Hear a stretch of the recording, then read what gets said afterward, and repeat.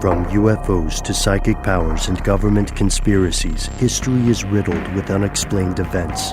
You can turn back now or learn the stuff they don't want you to know. A production of iHeartRadio's How Stuff Works.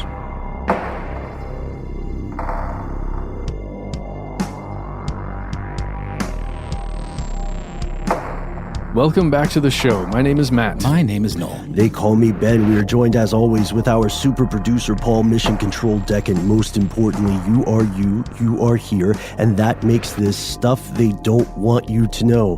How are we doing, guys? Everybody got their kidneys, their important bits still attached within or adjacent to them? God, I hope so. As far as I can tell, I really just kind of push in and I feel like it's there. Did you all ever have your appendix taken out or your tonsils removed? I have never had any form of invasive surgery at all, and it frankly terrifies me. Same, actually. No wisdom teeth? No. I've been putting that off, actually. They've told me for years that I need to get them out. Mm-hmm. Haven't done it yet because it freaks me out. I think maybe the emotional distress beforehand and going right in is probably worse. You think so? Yeah. They should just suck it up and be a man and do it? Well, I don't know. Suck it up. Maybe you'll feel better. Maybe not. It's one of those things you can put off until your mouth starts hurting. Also right? true. You've had at least one thing, right, where you've had to go under. Mm-hmm. Do you recall it? Like what was it like? What was that experience like? For me? Yeah. Great. Honestly. Yeah. Honestly, I've had a number of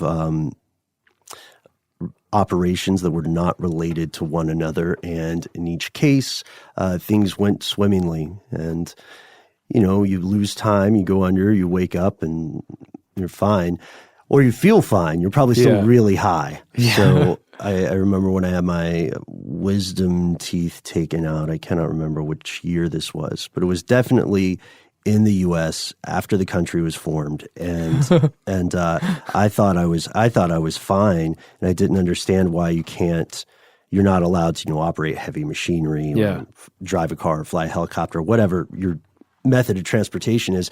And so I thought it was fine until I walked out of the dentist office and then stumbled and sat on the steps and thought, I am going to be here for a while. Don't they require you to get a ride, though? You just they do. You didn't go for that? No, I lied about it. Oh. Oh, nice. You would. Well, but it is a moment of being conscious, then you're not aware of anything, and then you come back all of a sudden? Well, there's a fade, I think. Okay. The feeling of falling asleep, but it's a precipitous drop-off. Yeah. So it feels like maybe you're about to doze, and then you wake up. Wow. Usually. Now, interestingly enough, there are some genetic markers that show anesthesia affects people in markedly different ways.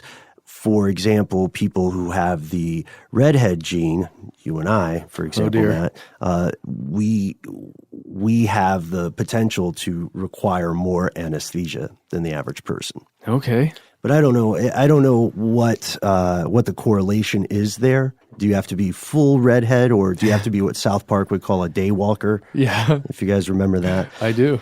So I'm very glad to hear that you guys have not had terrible surgical experiences. And luckily, in this country, at least in the United States, for those who can afford to pay the tab, the surgery, or the surgical environment rather, is not as fatal as it once was. And it used to be an absolute abattoir. But we want to hear your weirdest surgery experiences. Why don't we start that way? You can pause the podcast at any point and call us directly. We are 1-833-STDWYTK. Leave a message. You get 3 minutes. If you can't fit it in that amount of time, just call back. And as always, let us know if you do not want this to be on air. If this is just for us in Mission Control, that's fine. Just be very clear about that. So we are talking about surgery today. We are talking about one of the most controversial types of surgery, which is the replacement or transplant of organs, the organ trade. The organ trail, I think, is the worst joke we made in a previous episode about this. Here's the problem. Until we as a species learn how to reliably grow new organs from scratch, millions of people across the planet are dying and are going to die as they wait for viable replacement organs and donors. At least that is according to the official story. In today's show, we're exploring a dark corner of an already very murky trade, the semi-legal or completely illegal industry known to some as the red market. And we have some previous stuff on this. The red market, we got the title from this fantastic book that looks at the semi-legal and illegal organ trade. The red market is not related to legitimate organ transplant or donation processes. The way the legit stuff works in most countries is the following process. Somebody opts in to donate an organ, usually upon their death. If you're in the U.S. and you get a driver's license, you get that question. Do you agree to be an organ donor? In some states, you get a discount if you agree to be an organ donor, right? But after, let's say, something tragic happens, someone dies in a car accident, right? Or they have a heart attack. Oh, we should mention that too.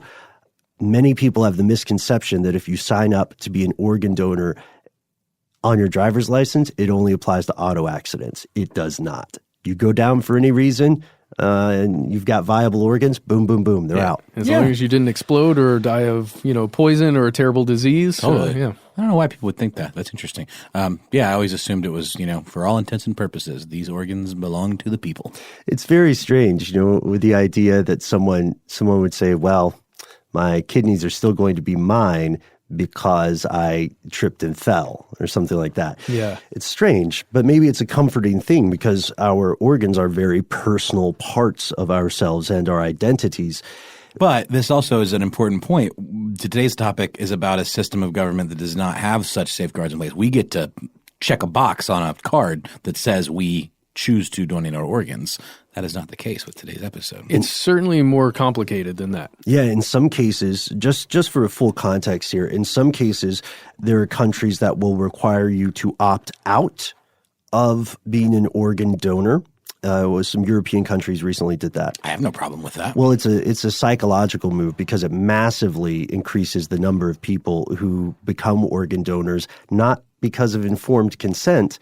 It's because they didn't read the entire thing. Yeah. Which is weird. I just can't think of any reason why you wouldn't want to be an organ donor. For most people, it's religious. Yeah. Yeah, for most people, it's religious or, it goes into the method of burial or, what's cremation, perhaps. Cremation, perhaps, burial at sea or, you can't be embalmed, things like that.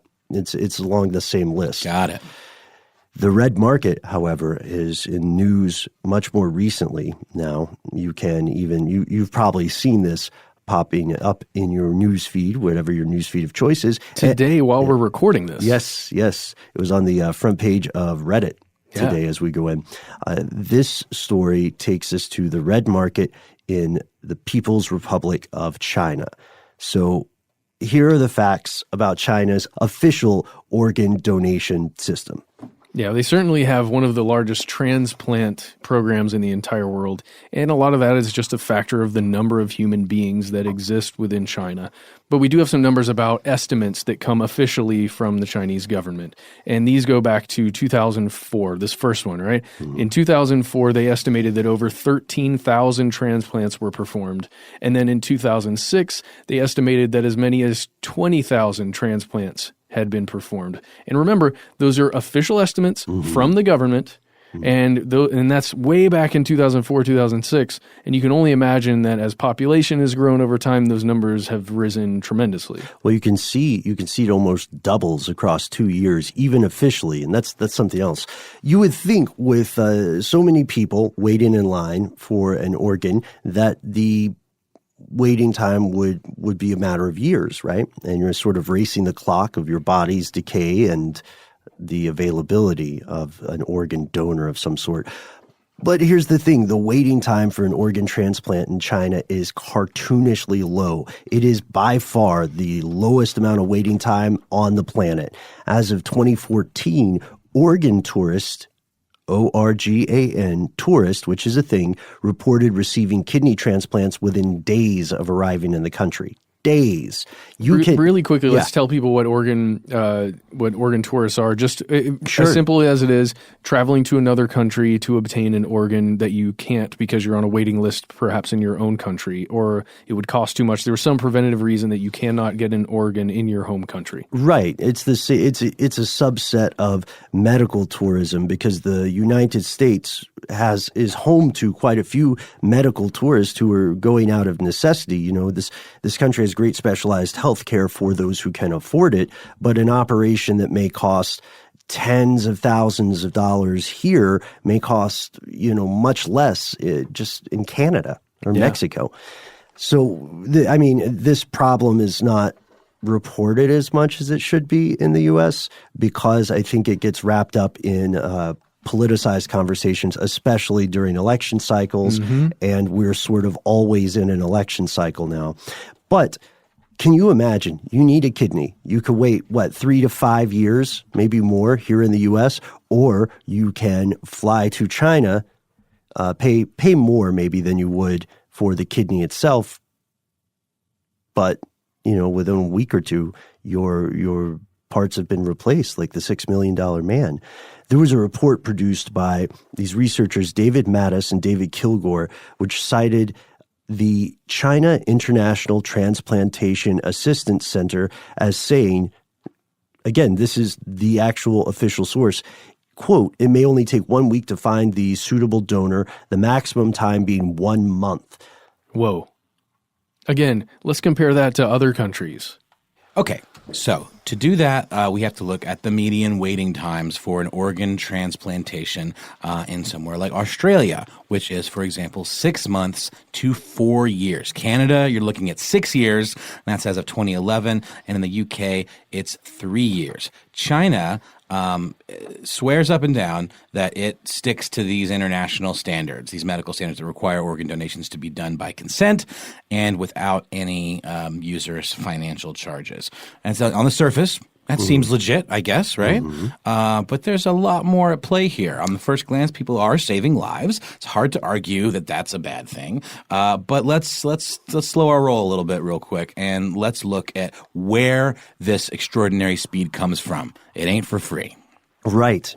And I love that you're pointing out the idea of informed consent and not having financial charges. Longtime listeners will remember we looked at the just repugnant practice of some unethical organ procurers in the Indian subcontinent, where they'll pay somebody the equivalent of a couple $100 to take their kidney, and then they'll jack up the price to thousands and thousands.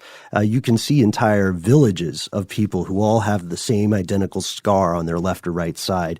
So if you find someone who is in dire financial straits and you offer them a little bit of cash, it's not really informed consent. And as you said, there is a price to this extraordinary speed. First, as you pointed out, Matt, the official numbers from the government do not match with the estimates from international organizations. A study in the journal Clinical Transplantation said that only 4% of organ transplant experts believed procurement processes in China were ethically sound. So they asked, do you think the government is telling you the truth about this? Do you think they're on the up and up? And 4% of people said, yeah, sure, I don't know. I wonder if this is just my... If it was it's style. like weird skeptical, anti-skeptical thing where it's like, I wonder how many of those people are just like, well, I there's no way for me to tell, so I can't say yes. Well, I mean, it goes back to that old expression about, products, for example. You can have something fast, you can have something cheap, you can have something good. You can have two of them made at the same time, but you definitely can't have all three of them at the same time. And this Chinese system seems to purport that you get all three. And that is when you're being sold a bill of goods, typically, right? I always wonder where that statement comes from. I was thinking about that earlier. I haven't looked it up yet, but when someone sold a bill of goods, what does that mean? This has come up before, and I feel like we found out the answer. But now, I think what it had to do with, like, a bill of goods is like a shipping list of like stuff that would be in the hull of a ship. And I think sometimes if you're sold a bill of goods, it implies that you're being sold the promise of something, but not the thing itself. There we go. Well put. Okay, that makes sense. So there's another factor here. The World Health Organization, or WHO, which is, again, the coolest initialism out there, has figures suggesting that around 10% of transplants in this country occurred via transplant tourism, at least in 2005. And China was the leading destination for patients out of all the other countries in the world. Second, when health officials in China launched a national donation system in 2009, the government itself reported that 2/3 of organ donors could be traced to one demographic, and one demographic alone: prisoners who were executed in the Chinese incarceration system. And that's the official number. It's a little bit north of 65%. And we must keep in mind, again, international experts have been claiming these numbers are ginned up and lowballed for years. The authorities had previously acknowledged that corneas, kidneys, and other body parts come from criminals and that they have been successfully transplanted, but this was the first official acknowledgement of the extent of this practice. When they said, we said sometimes in the 1970s, they didn't admit it in the 70s. It was happening in the 70s, but it wasn't admitted to. They said, when we said sometimes, we meant 2/3 of the time, which is still not all the time. So it's sometimes. But when you're saying 2/3 of even the official numbers that are lowballed, you're talking thousands of people. And here's why they created the system. They were hoping that this new plan would tackle the thriving black market in body parts and encourage voluntary donation, which, as we mentioned, it remains far below demand in the country, partially due to social taboos and mores, and partially due to some religious reasons. Interesting. So it is largely designed for this medical tourism. This system is officially supposed to encourage more people to be donors, but the system, the way it functions, yes, does appear. It's a very long reach. It's a walk around a long block to say that this is not purposely designed for organ tourism. We're going to get deeper into the deets behind that. But yeah. Mm-hmm. Unfortunately, we will. So strap in, folks. Hold your kidneys, your heart, your corneas, your liver close, because we're going in. The state newspaper, China Daily, said about 1 million people needed transplants each year, but only 1% received them. And at the time, the vice minister for health in China, Huang Jifu, said transplants, this is a quote, transplants should not be a privilege for the rich. And he said that there were these, whenever a condemned prisoner was going to be donating their organ, there was written consent that was required to be taken from them or acquired from them.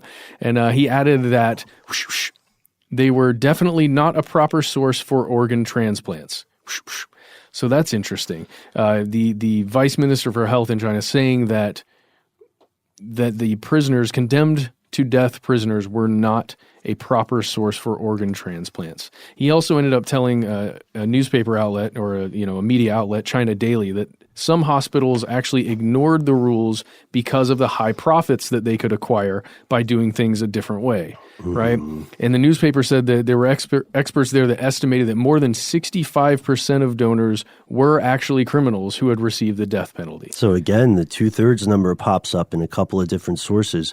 What's interesting is that years earlier, the government ruled that organs from executed prisoners would only be given to family members, and that living donors could only give body parts to relatives or to those with whom they shared a, quote, emotional connection. That sounds like... Well, think about like you have a relative or something that, let me compare it this way. You have an in-law, maybe, and you, unlike all the stereotypical jokes, you love your father-in-law or your mother-in-law, and you're a donor match. So you say, "I want to give them my kidney." And they say, they're not really a biological family member. Oh, I see. You can claim you get to define the emotional connection. Yeah, one would be able to. So I am going to give Ben my kidney because I love him. Thank you. And that's true, Noel. You have a good heart. I don't know where you got it from. You can't have it though. I don't want it. No, I'm talking about the other one. Oh, yeah. Gotcha. But how are those kidneys doing? Are they okay? I don't know, man. They're a little. I think I've gummed them up a little bit. Rode hard and put away wet. It's true. Emotional connection, it gives you some leeway. Some ownership over where you want your body parts to go, in theory. The percentage of transplants from living donors has risen from 15% in 2006 to 40% in 2009, and it seems to continue ticking up, which is a problem. According to Professor Chen Zhonghua in the Institute of Organ Transplantation at Tongji Hospital, only 130 people on the mainland of China, which has a population of 1.3 billion again, had signed up to donate their organs after they died. Only 130 out of more than a billion. That's how few people, that's how passionate people are about keeping their organs after death. And to be fair, though, that was in 2003, fairly early on in that process, or at least earlier. Right. So the numbers today are kind of tricky. You can find sources that will... that's the thing. It's tough to find official sources that will say numbers that transparently. So we have to rely upon in-country experts or people with experience, which means that we're also possibly reading their agenda. There you go. Which goes. Aren't we always, though? I don't know. Yeah, maybe you're right. So these stories of foreigners traveling to China just for organ transplants were rife. They were rumors for a long time. But when China Daily was reporting on this, they added a little bit more fuel to the fire, and they said that there was an entire industry of middlemen who specialized in faking documents to evade the law. And faking a document could be everything from your official purpose to China, if you want to hide that fact, to a fake consent form. When they say, okay, well, this person just signed this document, then they said it's fine. They said you're a loved one. They said you have an emotional connection. At the time, citizens could pay up to 200,000 yuan for a kidney. That was a little under 20,000 pounds, so excess of 24, 25K for a kidney in the U.S. at those prices, right? In U.S. dollars. And then we have a new development. You mentioned earlier, Matt, Huang Jifu, the former minister. In February of 2017, he said, he was retired, he said that from January 1st, 2015, organ donation from voluntary civilian organ donors has become the only legitimate source of transplantation. And people interpreted this as a ban on the use of organs from executed prisoners. So no more. Yeah. He said it's the only legitimate source. Right. It's like the pursuit of happiness. Mm-hmm.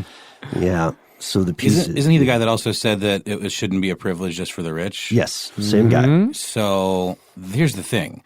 I mean, you can say stuff like that all day long, and you can try to put safeguards in place. But when it comes to something so scarce, and anything that thrives on scarcity, it's always going to become a market like that favors the rich, because that's just how it is. That's how people work. That's how money works and these systems work. So it's one thing for him to say that, but how can you really, put an end to that human need of like, well, I have more money, therefore I deserve to get better treatment. I deserve to get first in line or whatever. To live. Exactly. Yeah, I agree. Economy is the dominant religious paradigm of this age.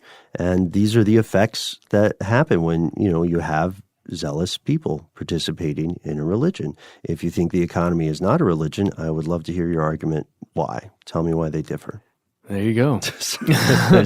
I don't know. I'm not going to say it's a hill I'll die on, but we've asked this question before, and there aren't that many differences. And this is not a ding on religion. It's not a ding on an economy, but or the belief that things should be determined by these sorts of economic systems. But we're all playing this kind of nice game when we say that they're different. It's sort of like the old thing about how ridiculous it will look to future historians when we think about driving on the interstate. We were in these death machines that went in excess of 80 miles an hour. How did you not hit each other? How did you not kill each other? We did all the time.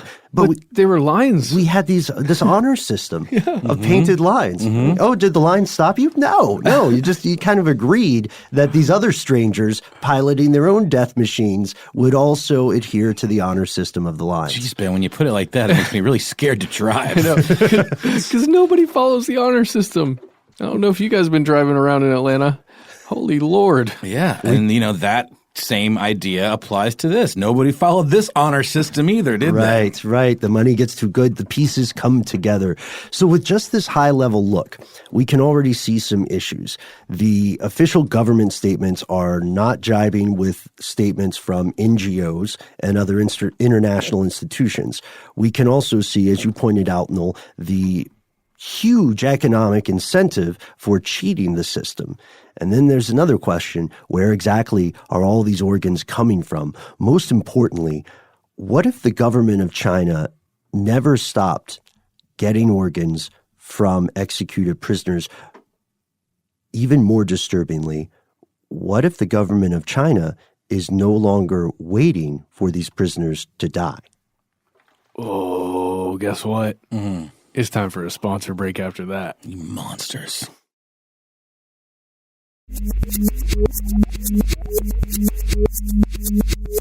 Here's where it gets crazy. That's right, conspiracy realists. You did not mishear us. We are talking about on-demand executions. Rumors about executions for the express purposes of harvesting organs have dogged the Chinese government for decades. Decades and decades, back to, I think their earliest reports are in the 1970s, but they existed for a long time on the fringe of mainstream debate. This recently changed. An independent tribunal seated in London was assembled to investigate the truth, if any, about this countrywide conspiracy to execute people and harvest their organs. It's called the Independent Tribunal Enforced Organ Harvesting from Prisoners of Conscience in China, and it reached some ugly conclusions. We do have to say this is technically an NGO, a non-governmental organization. That's one of the main objections China has with it. So there was an interim judgment that was released in December of 2018 that stated that beyond a doubt, forced organ harvesting from prisoners has taken place, quote, on a substantial scale by state-supported or approved organizations and individuals. And then it further noted that the findings were indicative of essentially genocide, though it was not clear enough to make a positive ruling. Right. And so some people may say genocide, guys, isn't that a bit alarmist? Let's remember what genocide is. Genocide is the eradication of a large group of people, especially from a particular ethnic group or a nation, or in some cases, a religion. Right. So this is... We don't have any of that here, though, do we, Ben? I mean, I don't see any of those. Oh, wait. We do, don't we? Which one? One of those groups is involved here. Oh, yes, that's absolutely right. Yeah, I thought you meant here as in the U.S. No, I just meant it sounds to me like they're saying genocide, that's a real buzzy term. We need a little bit more, proof that this is happening, we need a target of said genocide. Right, the Falun Gong. Yeah, so the Falun Gong, which you have probably heard about before on our show or in any international news, it translates, the title translates to Dharma wheel practice or law wheel practice. It's a Chinese spiritual movement that combines Qigong and meditation with this moral philosophy. So it's kind of like a religion. Yeah. It's safe to say most people, when they hear about it, they would interpret it as a religion because the ultimate goal is the idea of enlightenment on a spiritual level. It was started in 1992, so it's very young. Initially, the Chinese officials and the Communist Party thought that, they supported it, right? But because of its size and because of its independence from the state and its emphasis on spiritual teaching, it was seen as something like, what's a good word, a possible security risk or a secessionist movement maybe. And it was officially at several times throughout history now, it's been labeled as a cult, an evil cult, a dangerous group, like all these things by the Chinese government. Well, have you guys ever seen those Shen Yun posters and billboards and ads that are like everywhere? Yeah. It's this aerial acrobat Chinese, Chinese organization. Yeah. Well, it's like a traveling show or whatever, right? They practice Falun Gong. I mean, it's become a joke. Like that show is so prevalent. Any city you're in, you're going to see them on bulletin boards and, buses and everything. It's like a very popular show. But yes, they are practitioners of Falun Gong. Interesting. And in 2006, official allegations emerged that a large number of Falun Gong practitioners have been killed to supply the organ transplant industry in China. And these came from those earlier writers we had mentioned, David Kilgore, former Canadian Secretary of State, and David Matas, who's a human rights lawyer. The problem, of course, spoiler alert, China denies all of this. And recently, this tribunal, after their statement in December of 2018, in 2019, the tribunal concluded that the killing of detainees in China for organ transplants hasn't stopped. It is continuing. And though Falun Gong detainees might not be the only source of these illegal organ harvesting operations, they are one of the primary sources.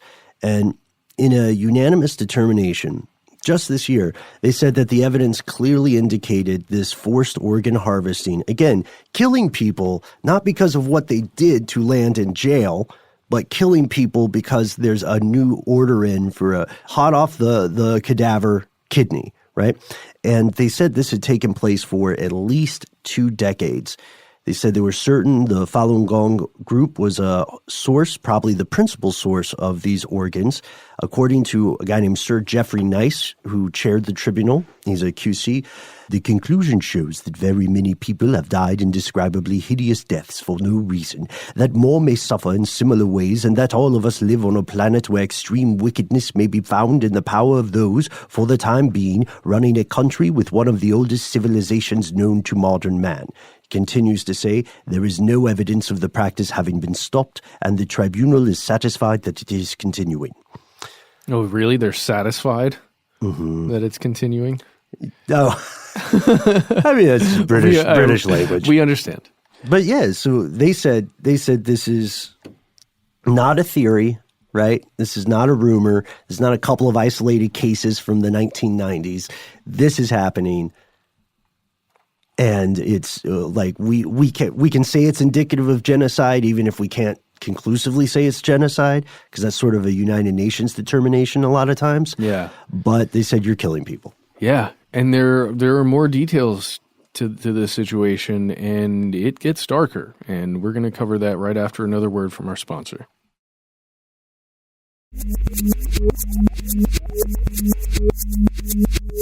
What's that creepy line from Willy Wonka, the Gene Wilder version, where it gets really dark? Come with me. Oh no, that's creepy too. What's the? There's no earthly way of knowing where this is going. Yes, this is that part. This is where we go deeper into the tunnel here. Because although China, again, dismisses these claims as politically motivated and untrue, even calling them propaganda, essentially, we know that there are numerous examples of what appears to be firsthand testimony from both Falun Gong members and Uyghur inmates in the concentration camps in Western China. Uyghur being a religious group and also a race, right? Yeah, they're a ethnic minority in China. Mm-hmm. The ethnic majority in China would be the Han. The Uyghur are Muslim and practicing Muslims. They've been in these so-called education or re-education camps. The people who are pro-Uyghur activists will say that the Han are forcibly assimilating them or trying to wipe out their culture by putting them in these camps and making them reject their long-held religious practices. If you want to learn more about that, we have an entire episode on modern-day concentration camps. I believe it's called something similar to that. You can learn about that right now. And I stumbled upon an article on news.com.au, an Australian site, that went into some of the conditions in some of these camps. And I mentioned to Ben and Matt that I'd watched a couple of these videos, and Ben was surprised that some of the folks that gave their accounts were actually left alive, because that is pretty uncommon, right? Relatively so, yeah. And I'm not saying that this is completely without, questionability, but there are some perspectives of some folks that describe having blood forcibly drawn from their arms and earlobes, and the idea is that it was to check the viability of their organs. They were beaten, but then that one gentleman who seems like he was kind of railroaded, because he described them kind of like claiming to have found Falun Gong materials on his computer, but he did not purport to have been a member, and so it almost feels like this is like a thing they can use on people, to like say, oh, you're enemy of the state because we found these materials or whatever. I would always be suspicious if someone is caught because of something "quote unquote" found on their computer. Yeah, 100%. Very easy. So easy to plant. And stories like that, where then eventually, after beatings, where the one gentleman overheard a guard saying, "Be careful not to damage his organs," but like really, really brutal beatings. And doctors not speaking to the individuals, they would draw blood from them without saying, with repeated questions as to what they're doing, why they're doing it. They wouldn't answer. It's like basically these forced labor camps where people are pulled out of line and kind of like taken to these medical facilities. And one person in particular that, had a very similar or, the same experience was a woman named Jennifer Zhang, who was a Falun Gong activist. She was imprisoned for only about a year in a labor camp for women only.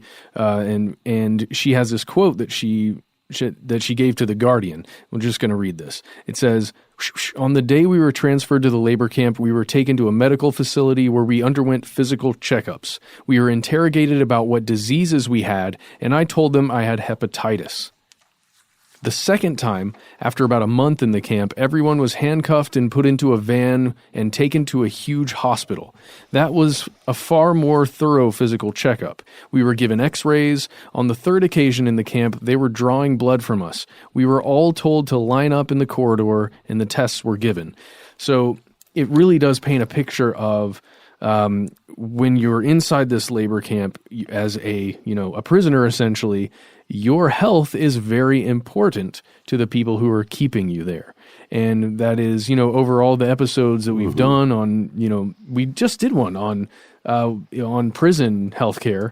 And while this isn't the same thing, we're in a different country, we're under different circumstances, but generally check that number of checkups and monitoring of health in a prison system, I would say, is not standard. No, not at all. No, and I mean, not unless something really dire happens and then you're admitted. That's usually, they don't just say, "Hey, how are you doing? Can we check up on you and make sure that you're feeling okay?" Yeah. No. So here's the tricky part too. According to this tribunal's estimates, as many as 90,000 transplant operations are being conducted a year out of this country, and that is a much, much higher figure than that given by official government sources in China. But all of this evidence, technically speaking, all of these eyewitness accounts, all of the testimony of former surgeons or soldiers, it still legally is circumstantial, and no one has, there's a good article about this in New Scientist, no one has been able to directly observe or prove that these transplant organs are still being sourced from prisoners, even if we have soldiers claiming that they've seen live organ harvesting. There's no tape of this, you know what I mean? There's no incontrovertible video proof. And now the Chinese embassy has commented on these claims in a fairly categorical manner.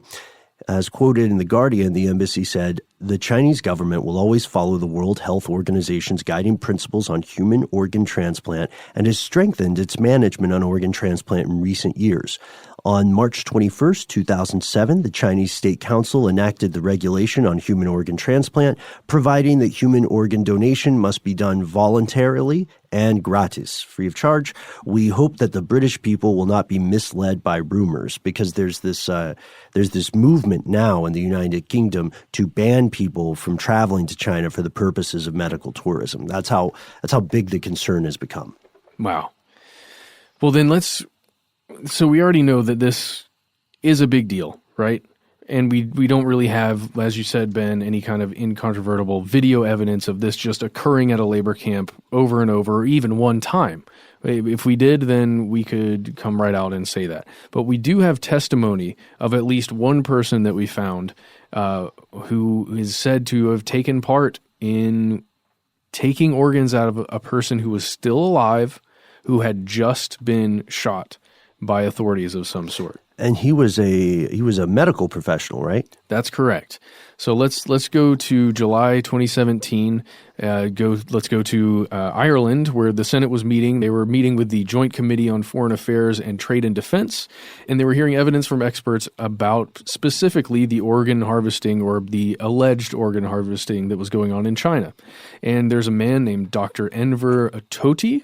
I believe that's correct. Mm-hmm. He was giving testimony about how he was, quote, led to perform organ harvesting on a civilian in China. And this was early on in his medical career. It was 1995. He said that there were two chief surgeons who told him to assemble a team. He's just being told this. Assemble a team for the largest possible surgery the following morning. So, again, it's early in his career. He's being told this by people who work for the government, essentially in the medical system. He ends up gathering a team. They're brought outside of a hospital, and they're told to wait for the gunshots. This is what he's giving testimony. You can watch a video of him giving this testimony. It's pretty crazy to listen to it, because this is what he says then. After gunshots were heard, we rushed in. An armed officer directed us to the far right corner, where I can see a civilian-clothed man lying on the ground with a single bullet wound to his right chest. My chief surgeons ordered and guided me to extract the liver and the 2 kidneys. The man was alive. He tried to resist my scalpel cut, but was too weak to avoid my action. There was bleeding. He was still alive. And this, yeah. And, in this article where you can find this, and during this committee hearing, as Dr. Tohti is giving this, he's saying, every time I tell this story, it feels like a confession. And then he goes on to talk about how he felt like he was just in that moment, and in his career, he felt like he was carrying out his duty for his country. And he was going to, quote, eliminate the enemy of the state.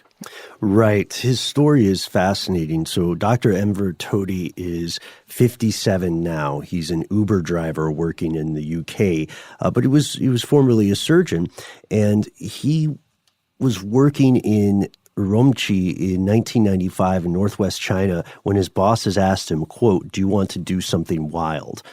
He was a young doctor at the time. He said yes, and they drove him to the Western Mountain execution grounds. He saw around 15 bodies on the mountainside, all of which had been shot in the head. So this may be a different thing. I think this is a whole, different. Because the one we just described, the guy was shot once in the right side of his chest, right? Mm-hmm. Avoiding the heart. Notice that. And when he was there, he was ordered to cut deep and work fast on a victim that he claimed had not been anesthetized and who had been shot in the chest. So it's the same guy. And this guy, he still took organs out of the people who had been shot in the head, but the guy who was shot in the chest, he knew he was still alive because he was struggling, and there was still blood coming out of the cut, which meant the heart was still pumping. And he was ordered to remove the liver, both kidneys, sew the body back up, and, quote, remember that today nothing happened. So he still has PTSD from this and dedicates his life to campaigning for awareness of the practice. That's his statement. And that's where we are today with this. Make no mistake. China is home to a massive organ trade. That's not in question. The question here is whether or not this trade is legal. What is the provenance of these organs? What is the destination? What is the economic fuel for this engine? Regardless of which side you ask, you are going to find a conspiracy theory. On one side, you'll find the Chinese government and officials alleging a conspiracy on the part of other nations, attempting to discredit it, to attack it, and vilify it on the international stage. And they'll point out, this is true, they'll point out that these are NGOs often, right? On the other side, Well, and we know NGOs sometimes have meddled before. absolutely. As outside organizations. Yeah, absolutely. That's unfortunately a tale as old as modern time. On the other side, international investigations and several other countries, primarily countries in the West, allege the government of China itself is involved in a conspiracy to supply cheap organs by executing marginalized members of society and maybe even sometimes arresting them when organ demand gets high enough and they need more bodies in the cells or on the shooting grounds. To be fair, though, no government is actually monolithic and no government is uniform. So it's entirely possible that corrupt factions in the government are supporting this illegal practice while other factions fight against it. You know what I mean? There might be a cabal of people in northwestern China who are making money on the side in an underground operation, like the people in charge of a prison, right, are making money by just letting the bodies disappear for a second after execution on their way to wherever their final resting place will be. And then the doctors might be making money on the side. And then the regional officials or the local government in the area might be making money by turning a blind eye. This is how a lot of these things work. This would be categorized as true crime. We cannot escape the fact that there is a profound amount of money involved on either side, the legal trade and the illegal trade. And so now we have to ask, which side do you believe and why? Propaganda is a huge business too. You might be surprised, but it's similar to the organ trade in that there are lives on the line, just not as directly. And it's just called public relations now. It's just called public relations now. So it is completely possible for some stories to be circulated, especially when there's a language barrier or state control of media, and for those stories to appear realistic, but then later turn out to be propaganda, like that Nurse Naraya story, right? Infamous. Which is pretty much made up about the children being pulled out of incubators, or like the stories that Chosun Ilbo will run sometimes that are anti-DPRK. And let me be very clear, I am not defending that country. I'm just saying that propaganda exists. Yes. So do you think this is propaganda? Do you think this is a system of murder to sell organs? Or is it something in between? Is it a few bad actors? Or is it something that is just growing now and has been growing, something that will continue across the planet as resources continue to get scarce and humans continue to be less and less valued? I will tell you one thing. I can't say that I fully believe that this is happening, just because, like you said, Ben, early on in this, the numbers are so opaque. We know so very little. That does lead my conspiratorial brain or that side of me to say, well, they're probably hiding something.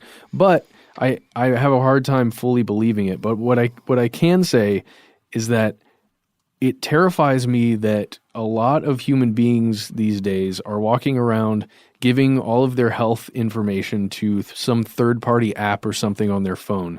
Or we're all tracking our biometrics, or many of us are, even if we don't even realize it, in the same way that these prisoners are being checked up on all the time to make sure their blood is good, to make sure their organs are functioning correctly. In a similar way, we're kind of doing the same thing, but we're collecting it for some corporation out there that's going to have all of our information at some point when the people with the money need our organs. You know what I'm saying, guys? Jeez, Matt. That's why you have to party. Gather ye rosebuds while you may. Just drink as much as possible. Make sure that liver is not ready. Burn the village to save the village. You know what I mean? Understood. Wow. Sorry, I did not mean for that to be that dark. Okay. That is a horrific quote that is attributed to the U.S. military's illegal actions during the Vietnam War. There you go. And we want to hear your opinion on this because it touches on many, many things. You can tell us about your strange experiences with surgery in your neck of the global woods. Tell us about your experience with organ transplants, and also, maybe this is a little bit too much of a door to open here, but what do you think about the current state of U.S. healthcare, which we briefly mentioned here? Do you feel the free market is best? Do you think that people should die of curable conditions and diseases due to, financial concerns? I hope not. Well, I mean, I want to hear what people think. Hey, that's good. Yeah, no, you're right. You can tell us about all this and more. Most importantly, you are our favorite part of this show, specifically you listening. So we would always love to hear topics that you think would fascinate your fellow listeners. And we have a ton of ways that you can contact us. One of the best ones is to head over to Facebook and join our special group, our private group called Here's Where It Gets Crazy. You have to say who the hosts are of the show, but if you get just one, I think, even. Okay, well, if you get one right, that's perfect. If you mention Mission Control, Mr. Pauly D over there, that's good. I just saw one where somebody called Ben Brolin, which I really like. Yeah. Thanks, guys. Well, and, there's Sunny D and Pauly D, right? Also true. And then Pauly Walnuts. That's right. Or mention badgers. We had a couple good badgers. Or reptilians. Really just make us laugh. Mm-hmm. We're in 2019. It's a crazy year, and things are just going to get stranger before they level out. That's so right. If they do. And you can also find us on Twitter, where we're Conspiracy Stuff. On Facebook Regular, we're Conspiracy Stuff. And on Instagram, we're Conspiracy Stuff Show. And you guys have some handles? That's right. Yeah, you can see until I get disappeared at some point, you can find various global misadventures on @BenBolin. My misadventures mainly stay relegated to the continental United States, but you can find those at How Now Noel Brown.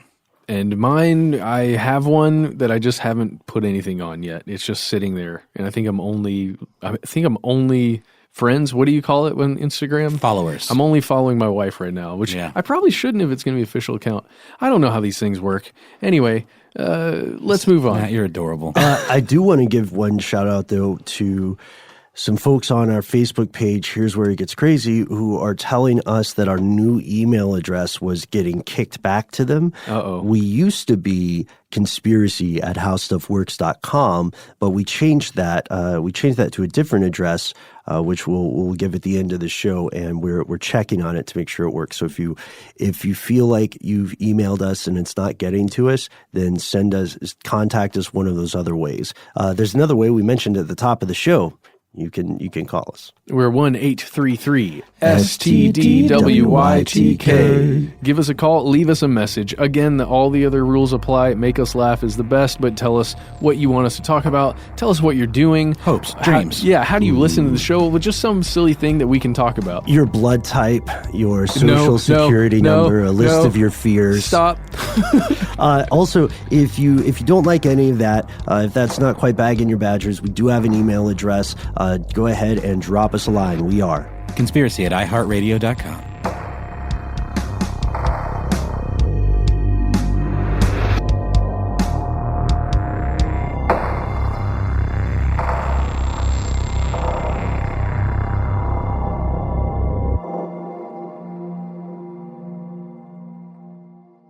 Stuff They Don't Want You to Know is a production of iHeartRadio's How Stuff Works. For more podcasts from iHeartRadio, visit the iHeartRadio app, Apple Podcasts, or wherever you listen to your favorite shows.